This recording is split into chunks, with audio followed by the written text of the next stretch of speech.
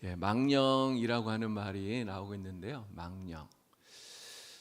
이 망령의 뜻을 사전에서 찾아봤는데요. 사전적 의미가 늙거나 정신이 흐려서 말이나 행동이 정상을 벗어난 것, 이렇게 되어 있더라고요. 그럼 망령하면 가장 먼저 생각나는 것이 무엇입니까? 우리 보통 망령 들었다 뭐 이렇게 이야기하면 이게 노망 뭐 이런 것들이 좀 생각이 나잖아요. 사실은 이 노망 이런 것들은 다 치매, 알츠하이머 이런 것들과 연관이 있는 거 아닙니까?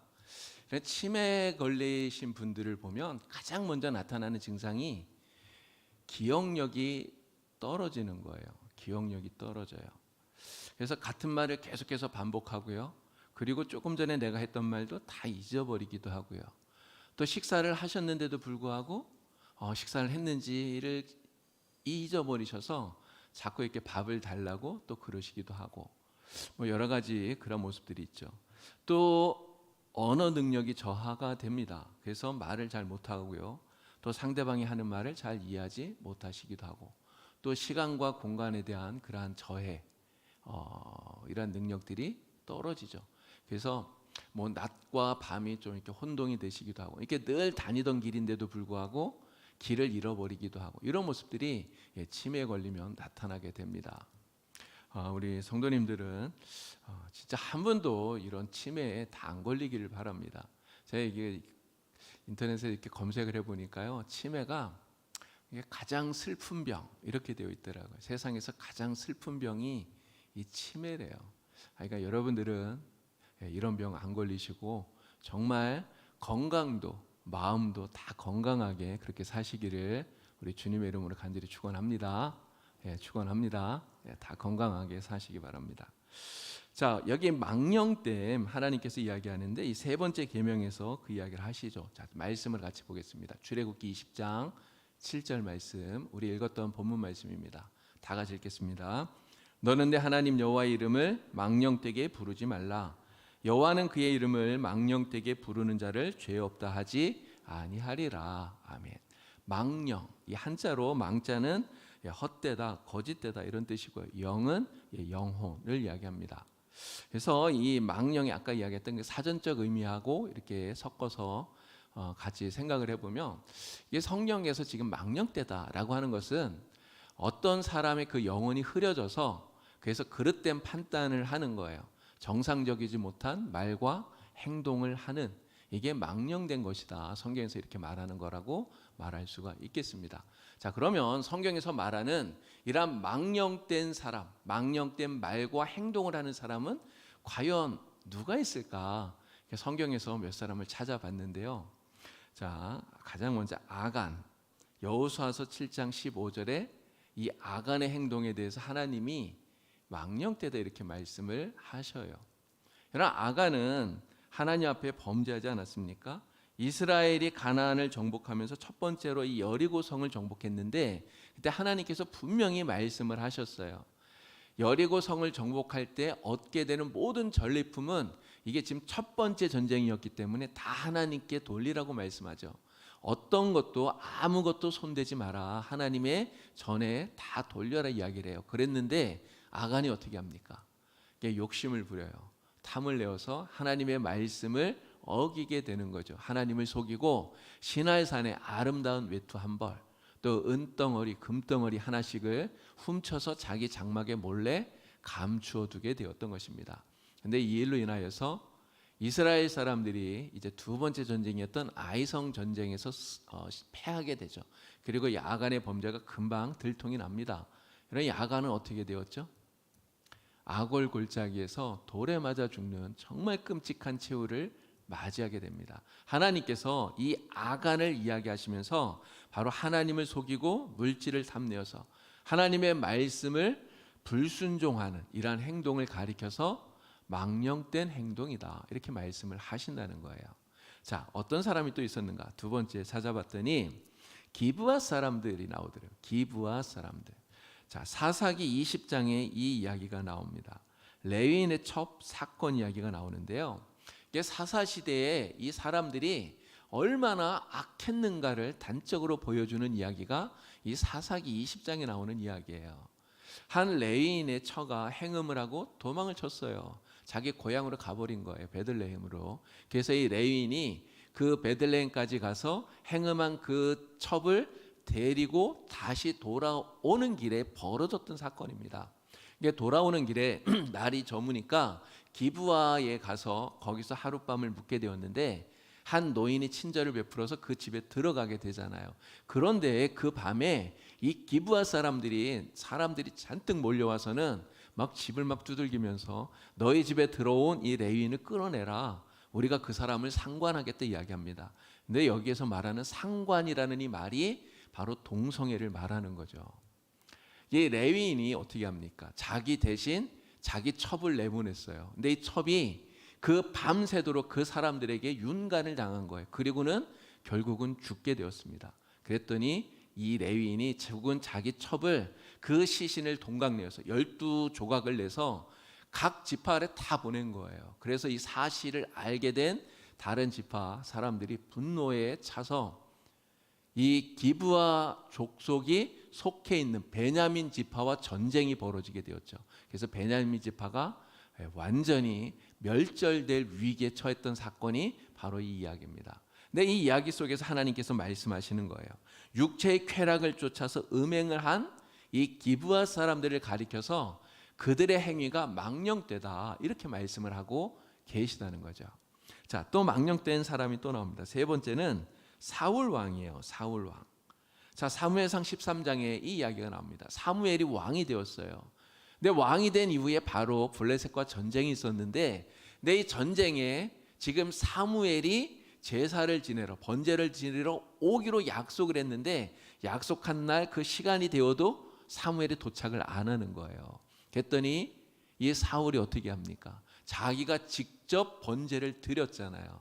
번제를 딱 드리고 나니까 그때 사무엘이 온 거예요. 여러분, 이 사울이 뭐라고 변명을 합니까? 핑계를 이렇게 대요. 지금 상황이 너무 급박해서 내가 부득이하여 어쩔 수 없이 번제를 드렸습니다. 이렇게 얘기를 했어요. 부득이하여 어쩔 수 없이 번제를 드렸다고 얘기를 해요. 자, 그러나 여러분, 이 사울의 이 행동을 가리켜서 하나님이 망령된 것이다 이렇게 이야기를 해요. 여러분, 왜 망령되다고 말합니까? 이 사울의 마음속에 그 교만함이 있었기 때문에 그런 거예요. 내가 왕인데 이까지 번제도 못 드리나? 이런 생각이 있었던 거예요. 내가 하면 뭐 어때? 내가 더 할 수 있는데. 이런 생각이 있으니까 사무엘이 오기를 기다리지 못하고 자기가 그냥 해버렸던 거죠. 결국은 이런 교만한 마음을 가지고 하나님 앞에 불순종하는 것, 이것이 바로 망령된 행동이다라는 것을 알 수가 있는 거죠. 자, 또 있습니다. 네 번째는 아사 왕입니다. 남유다의 아사 왕. 이 아사 왕은 처음에 굉장히 선한 왕이었어요. 근데 이 마지막이 정말 안 좋았어요. 이 아사 왕 말년에 북이스라엘이 남유다를 침공합니다. 그랬더니 아사 왕이 하나님을 의지하지 않아요. 아람 왕 베나닷에게 은과 금을 보내고는 베나닷에게 자기를 도와달라고 얘기를 해요. 그랬더니 아람 왕 베나닷이 그 은금을 받고 북이스라엘을 침공을 합니다. 그랬더니 북이스라엘이 이제 아람이 쳐들어오니까 남유다를 쳤다가 금방 이렇게 군대를 돌려서 돌아가게 된 거죠. 자, 그랬더니 하나님께서 선지자 하나니를 보내서 이 아사 왕이 하나님보다도 사람을 더 의지했던 것, 이것이 바로 망령된 행동이다 이렇게 이야기를 하고 계시다는 거예요. 자, 성경에서 망령되다고 말하는 사람이 한 명이 더 있습니다. 이게 에서예요. 근데 사실은 성경에서 순서로 따지면 에서의 이 사건이 가장 먼저 나오잖아요. 내 에서를 망령되다고 말하는 내용이 신약 성경에 나옵니다. 히브리서에서. 히브리 기자가 히브리서 12장에서 이야기를 해요. 한 그릇 음식을 위하여 장자의 명분을 판 에서와 같이 망령된 행동하지 마라 이렇게 이야기를 한다는 거죠. 여러분, 에서가 장자권을 판 것을 가리켜서 이 히브리서 기자가 왜 망령되다고 말할까요? 이 행동이 왜 망령된 행동일까요? 이것이 망령된 이유는요, 하나님께서 가지고 계시는 계획, 하나님의 섭리가 있는데 이 하나님의 섭리를 우습게 여겼다는 거예요. 가볍게 여겼다는 거예요. 하나님의 섭리를 가볍게 여기고 그냥 내가 원하는 대로, 그냥 내 생각대로, 내 뜻대로 행했기 때문에 바로 이러한 에서의 경솔한 이 행동이 망령된 것이다 이야기를 하신다는 거예요. 자, 5가지 망령된 행동을 말씀을 드렸습니다. 하나님을 속이고 불순종하는 것, 육체의 쾌락을 쫓아서 음행하는 것, 또 교만함으로 하나님께 불순종하는 것, 하나님보다 사람을 더 의지하는 것, 그리고 하나님의 섭리를 가볍게 여기는 것, 이런 것들이 망령된 행동이래요. 자, 그런데 오늘 이 십계명 말씀을 보니까 망령된 행동이 하나가 더 나와요. 여러분, 그것이 무엇입니까? 하나님의 이름을 망령되게 일컫는 것, 말하는 것, 부르는 것, 이것을 하나님이 하지 말라 말씀을 하고 있습니다. 하나님의 이름을 망령되이 부르지 말라. 자, 아까 망령이라는 말, 성경에서 하나님의 이름을 망령되게 부르는, 어떤 사람이 그 영혼이 흐려져서 그릇된 판단으로 정상적이지 못한 말, 행동을 하는 것, 이게 망령된 거라고 말했잖아요. 그럼 망령되게 하나님의 이름을 부르는 게 뭡니까? 바로 이러한 망령된 말과 행동으로서 하나님의 이름을 욕되게 하고 모독하는 것이 하나님의 이름을 망령되게 하는 것이다 말할 수 있는 거예요. 자, 하나님의 이름을 모독하면 어떻게 되는가? 그 대가에 대해서 성경은 이런 이야기합니다. 굉장히 무서운 말씀이 나와요. 자, 레위기 24장 16절 말씀을 같이 읽겠습니다. 여호와의 이름을 모독하면 그를 반드시 죽일지니 온 회중이 돌로 그를 칠 것이니라. 거류민이든지 본토인이든지 여호와의 이름을 모독하면 그를 죽일지니라. 아멘. 굉장히 두렵지 않습니까? 하나님의 이름을 모독하면 어떻게 하라고요? 반드시 죽이래요. 돌로 쳐서 죽이래요. 너무 무서워요. 근데 사실 지금은 이 이스라엘 시대에 행해졌던 이러한 공개 처형, 이러한 것들이 실제로는 행해지지 않습니다. 우리가 하나님의 이름을 모독했다고 해서 누가 나를 돌로 치지 않아요. 그러나 우리가 분명히 기억해야 될 것은 하나님의 이름을 모독하는 이러한 행위가 정말 돌에 맞아 죽을 만큼 그렇게 끔찍한 죄라고 하는 것을 우리는 절대로 잊어버려선 안 된다는 거죠. 하나님의 이름을 모독하는 것이 그냥 쉬운 가벼운 이런 죄가 결코 아니다라고 하는 것을 반드시 기억을 해야 됩니다. 자, 그럼 왜 하나님께서 이렇게 하나님의 이름을 모독하는 것이 사형에 처할 만큼 죽을 죄라고 말하는가? 왜 이것이 이렇게 무거운 죄인가를 우리가 생각해 볼 필요가 있죠. 그 이유는 하나님의 이름을 모독하는 것은 곧 하나님을 모독하는 것이기 때문에 그렇다는 거예요. 자, 출애굽기 3장에 보면 하나님께서 모세를 만나는 장면이 나옵니다. 시내산에서 이 불붙은 떨기나무 속에서 하나님이 모세를 만나셨어요. 그리고 모세를 보내시죠. 그랬더니 모세가 이야기합니다.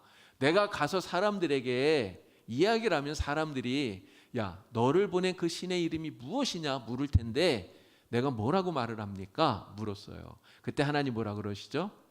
나는 스스로 있는 자니라. 하나님의 이름을 가리켜서 나는 스스로 있는 자라고 말씀하셔요. 여호와라는 거예요. 여호와. 여호와는 바로 하나님은 존재하신다 이런 뜻이에요. 근데 이것이 하나님은 존재하신다고 하는 이것이 하나님의 이름이라는 거죠. 근데 중요한 것은 이겁니다. 하나님은 바로 이 이름을 통해서 자기 자신을 우리에게 계시하고 보여주고 있다는 거예요. 결국 이 말은 우리가 하나님의 이름을 안다는 것은 그 이름을 통해 하나님을 아는 것이라고 말할 수 있습니다.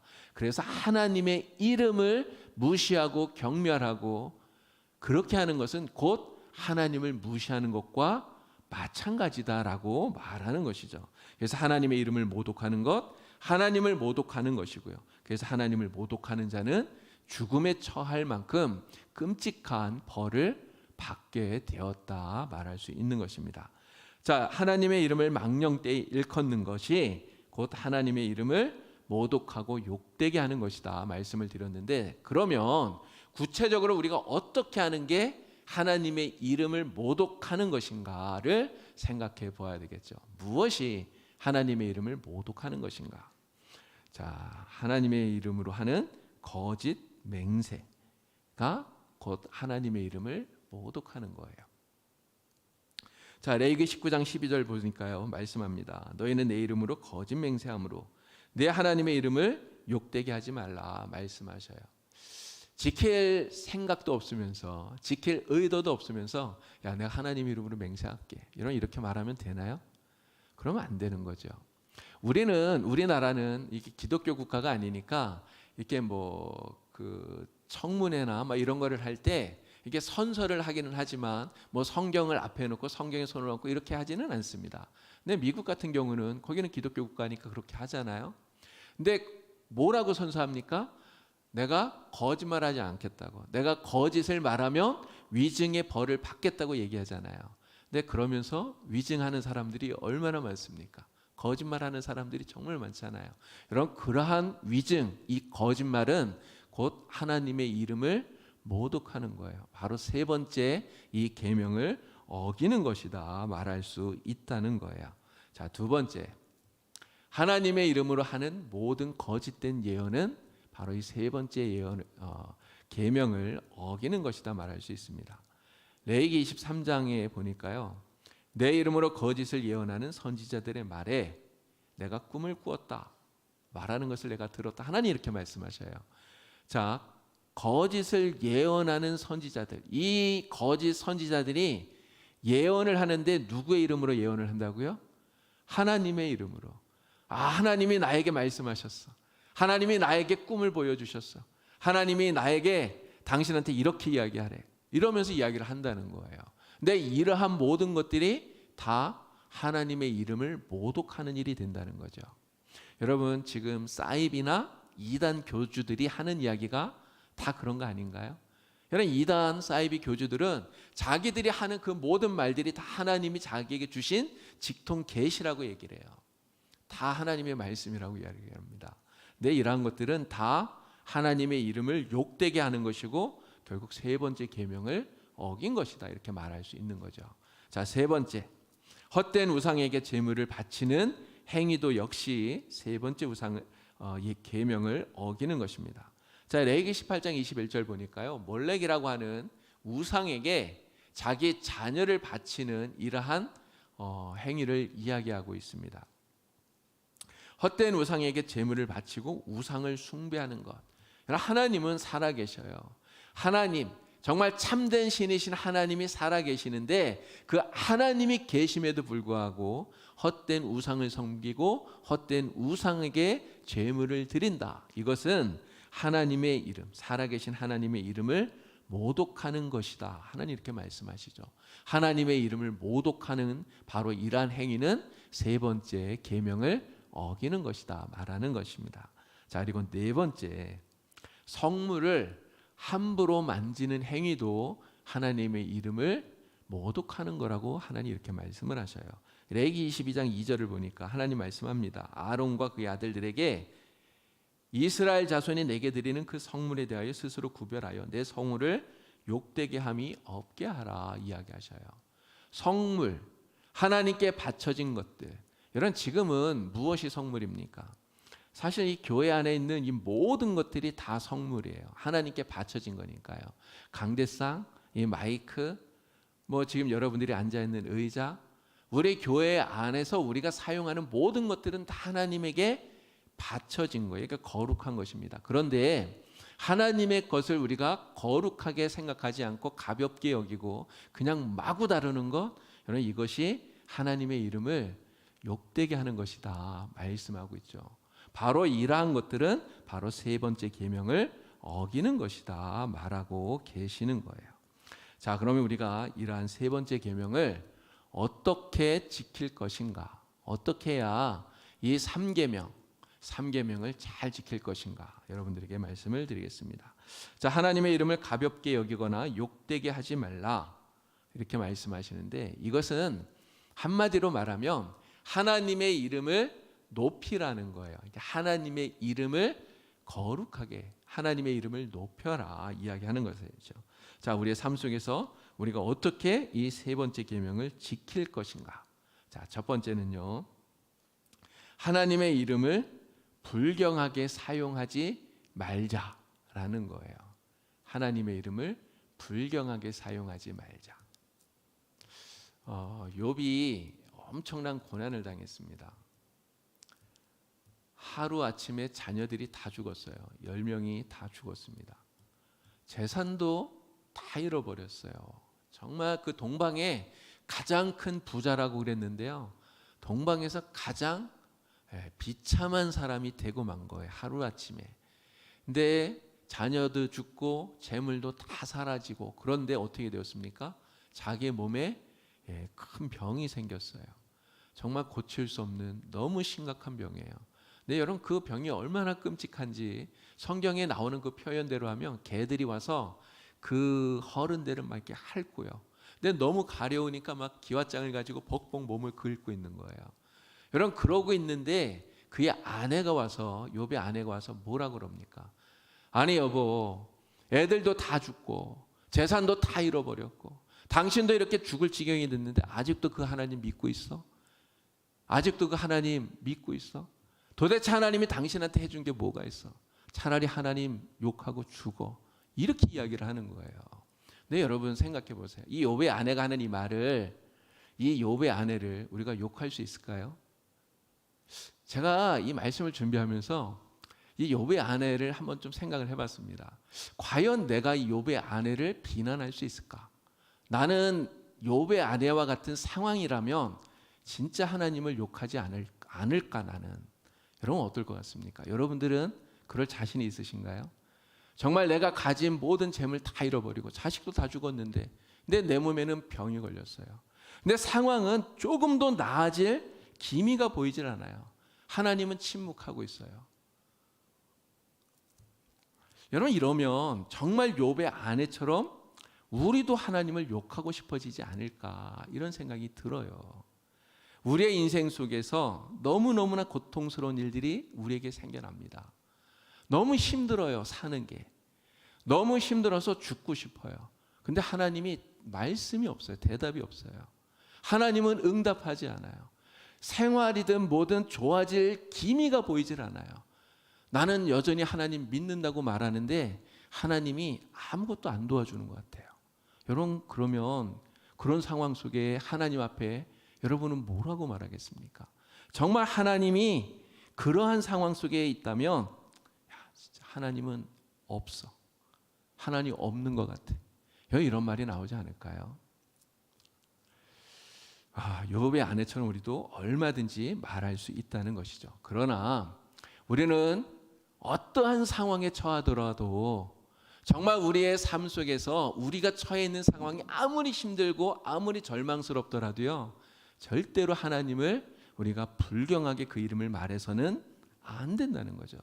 나의 고통만 보고 지금 내가 처해 있는 그 상황만 보면서 하나님 없어, 하나님이 있다면 이런 일이 있을 수 없어, 우리가 이렇게 말해서는 안 된다는 거예요. 그러한 상황 속에도 우리는 욥처럼 끝까지 하나님 앞에 범죄하지 않는, 입으로 범죄하지 않는 그러한 사람이 되어야 된다는 것입니다.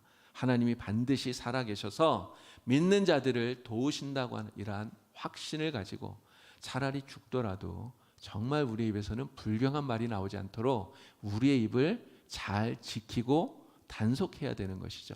이것이 우리가 세 번째 계명을 잘 지키는 모습이리라 그렇게 생각을 합니다. 자, 두 번째는요, 하나님의 이름을 경박하게 사용하지 말자는 거예요. 경박하게 사용하지 말자. 여러분 영어에 Oh my God, 이런 Oh my God, 그냥 우리말로 하면 무슨 뜻이에요? 오 나의 하나님이에요. 얼마나 좋은 말입니까? 오 나의 하나님.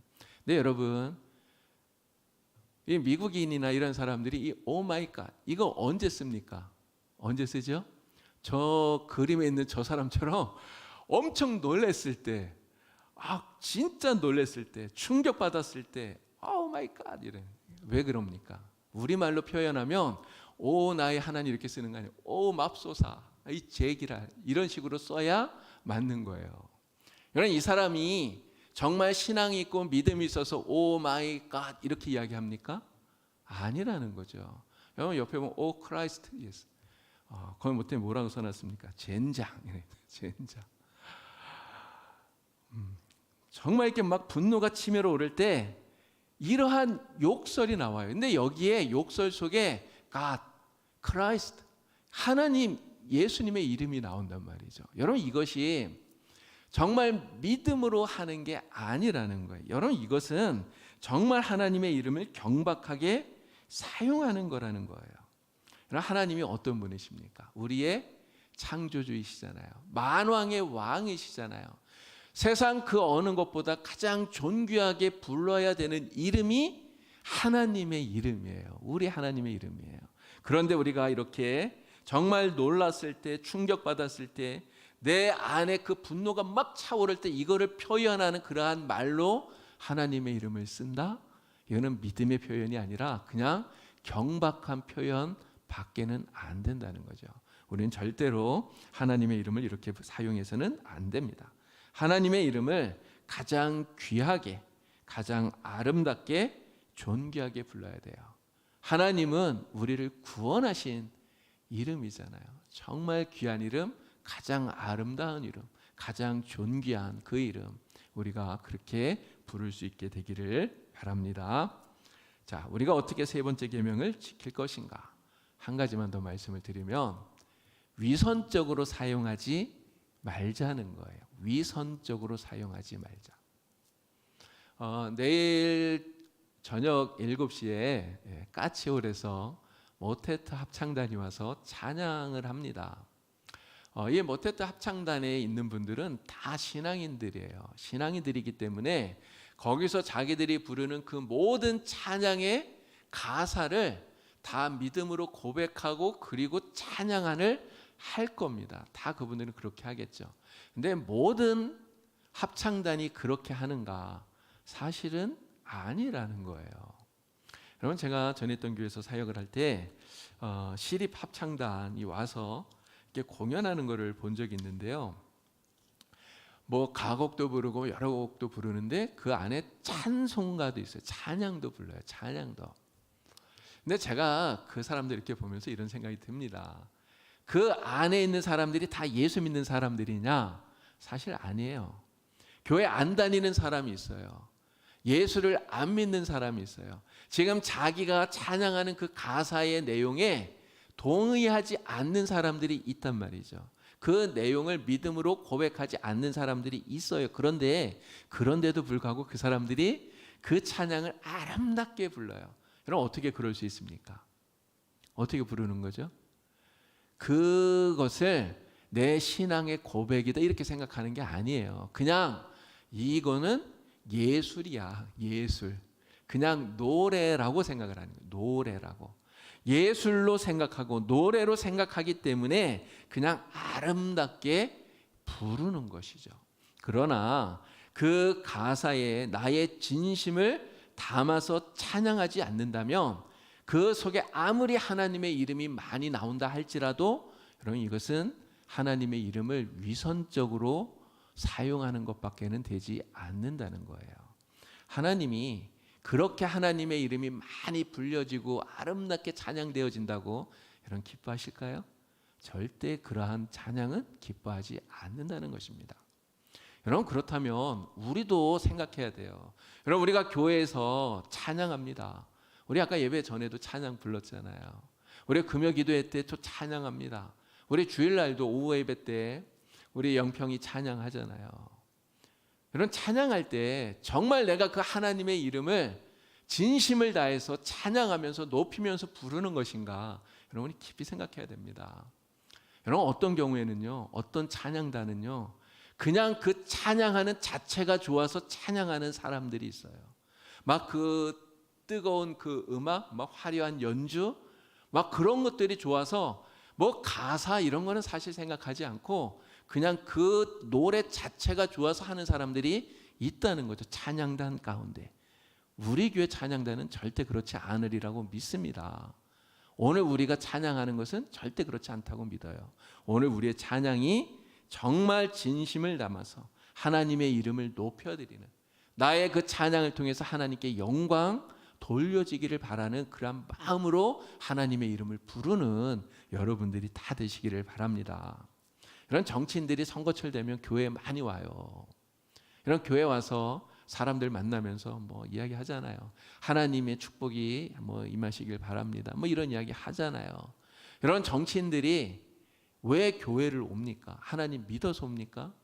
그런 거 아니더라고요. 하나님을 믿어서가 아니라 표 때문에 오잖아요. 표 때문에. 한 표라도 더 받고 싶어서. 유권자들이 많이 모이는 곳이니까. 그곳에 와서 우리가 믿는 하나님의 이름을 그들이 이야기해요. 그러나 그 입에서 말하는 그 하나님의 이름은 사실은 위선적으로 사용되고 있을 뿐이다라고 하는 것입니다.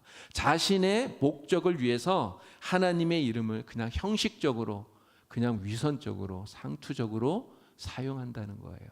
하나님은 하나님의 이름이 그렇게 불리어지는 것을 원하지 않아요. 그렇게 불리어지는 것으로는 결코 하나님이 영광 받으시지 않으신다는 거죠.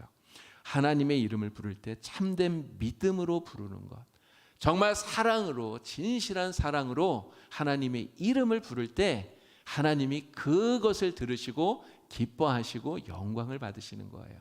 그렇게 부르는 것이 바로 이 세 번째 계명을 잘 지키는 것이다 말씀드리는 것입니다. 자, 하이델베르크 교리문답 99번을 보겠습니다. 세 번째 계명에서 하나님 원하시는 것이 무엇입니까? 자, 이 답변 좀 길긴 한데요. 우리 같이 읽어보겠습니다. 우리가 저주나 거짓 맹세 또는 불필요한 서약으로 하나님의 이름을 욕되게 하거나 잘못 사용하지 않는 것이며, 더 나아가 침묵하는 방관자가 되어 그러한 두려운 죄에 참여하지 않는 것입니다. 오히려 하나님의 거룩한 이름을 두려워하고 존경하는 마음으로만 사용하여 우리가 하나님을 바르게 고백하고 부르며 우리의 모든 말과 행실에서 그분이 영광을 얻도록 하는 것입니다. 아멘. 지금까지 제가 설명드렸던 그러한 내용들입니다. 자, 그런데 여기에서 우리가 눈여겨보아야 될 내용이 하나 있어요. 맨 마지막, 우리의 모든 말과 행실에서 그분의 영광을 얻도록 하는 것. 이게 세 번째 계명을 잘 지키는 방법이라는 거예요. 자, 이 말씀이 나타나 있는 성경 구절이 있습니다. 골로새서 3장 17절이에요. 자, 이 말씀 다 같이 읽겠습니다. 또 무엇을 하든지 말에나 일에나 다 주 예수의 이름으로 하고 그를 힘입어 하나님 아버지께 감사하라. 아멘. 무엇을 하든지 말에나 일에나 다 예수의 이름으로 하라.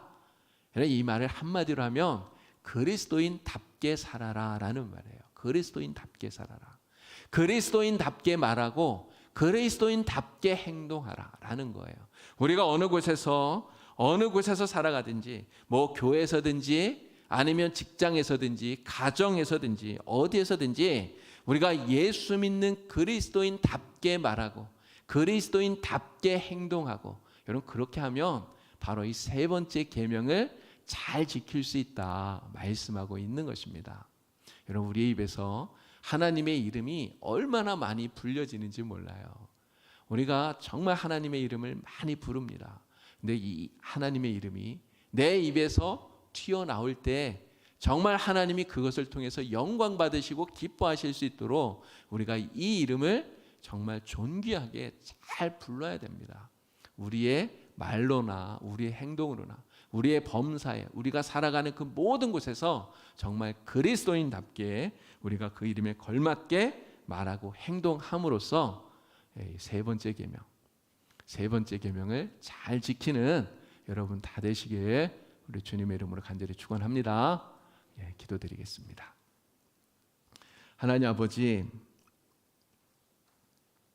우리가 하나님의 계명을 잘 지키며 또 믿음으로 살아가기를 간절히 원합니다. 하나님의 이름을 망령되이 부르지 말라 하신 이 말씀, 오늘 우리가 기억하면서 정말 하나님의 이름을 우리가 진실한 사랑을 담아 참된 믿음으로 부름으로 온전히 하나님을 기쁘시게 하고 하나님께 영광을 돌릴 수 있는 주의 백성들이 되게 하여 주시옵소서. 우리가 무엇을 하든지 말에나 일에나 다 예수님의 이름으로 할 수 있는, 예수님을 힘입어 살아갈 수 있는 그리스도인답게 살아가는 성도들이 다 되게 하여 주셔서 이 십계명의 세 번째 계명을 잘 지켜 우리 하나님을 기쁘시게 하는 하나님의 귀한 사람들 되게 하여 주시옵소서. 예수님의 이름으로 기도